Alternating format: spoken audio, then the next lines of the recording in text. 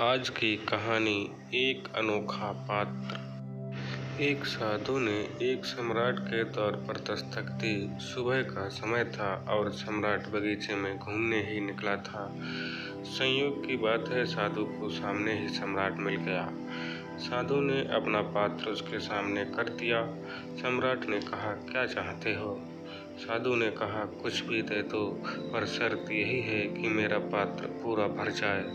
मैं थक गया हूँ, यह पात्र कभी भरता ही नहीं। सम्राट हंसने लगा, कहा, तुम पागल मालूम होते हो। साधु ने कहा, पागल ना होते तो साधु ही क्यों होते। यह छोटा सा पात्र भरता ही नहीं। फिर सम्राट ने अपने वजीर से कहा, लाओ इसे सोने की मोहरों से भर दो और इस साधु का मुंह सदा के लिए बंद कर दो। साधु ने कहा, फिर याद दिला दूं कि भरने की कोशिश अगर आप करते हैं तो शर्त यही है कि जब तक पात्र भरेगा नहीं, मैं पीछे नहीं हटाऊंगा। सम्राट ने घमंड से कहा, तो घबरा मत, इसे हम सोने से भर देंगे, हीरे जवाहरातों से भर देंगे। लेकिन जल्दी ही सम्राट को अपनी भूल समझ में आ गई। सोने की मोहरें डाली गईं और वह गुम हो गईं। हीरे डाले गए, वह भी खो गए। लेकिन सम्राट भी जिद्दी था और फिर वह साधु से हार माने ये भी तो उसे जचता नहीं था। इसलिए अपनी राजधानी में सूचना पहुंचाई। सूचना सुनकर हजारों लोग इकट्ठा हो गए। सम्राट अपना खजाना खाली करता चला गया। उसने कहा, आज दांव पर लग जाना है, सब डुबा दूंगा, मगर उसका पात्र भर कर ही रहूंगा। शाम हो गई, सूरज ढलने लगा। सम्राट के कभी न खाली होने वाले खजाने खाली हो गए, लेकिन पात्र नहीं भरा, सो नहीं भरा। वह गिर पड़ा साधु के चरणों में और कहा, मुझे क्षमा कर दो, मेरी अकड़ निकाल दी आपने, अच्छा किया। मैं तो सोचता था कि मेरे पास अच्छे खजाना है, लेकिन यह आपके इस छोटे पात्र को भी ना भर पाया।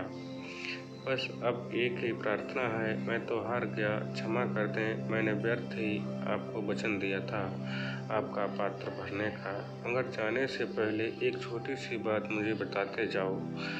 मेरे मन में ये बार बार यही प्रश्न उठेगा कि यह पात्र क्या है, किस जादू से बना है। साधु हंसने लगा। उसने कहा, किसी जादू से नहीं, इसे आदमी के हृदय से बनाया गया है। न आदमी का हृदय भरता है और न ही पात्र भरता है।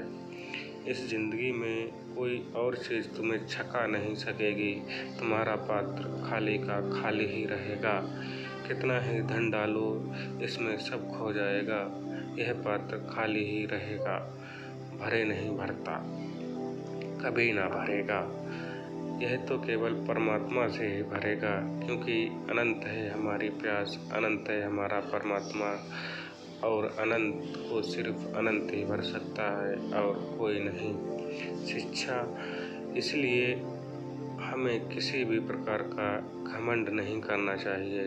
बस मालिक के आगे यही विनती करनी चाहिए कि मालिक, जो तूने दिया है उसके लिए तेरा शुक्र है, और उसका उपयोग मालिक के उन दुखी दीन बंधुओं के लिए करना चाहिए। अपना दिल बड़ा रखते हुए सब की मदद करें, तभी उस परमात्मा की खुशी हासिल कर पाएंगे। हर एक की सुनो और हर एक से सीखो, क्योंकि हर कोई सब कुछ नहीं जानता, लेकिन हर एक कुछ ना कुछ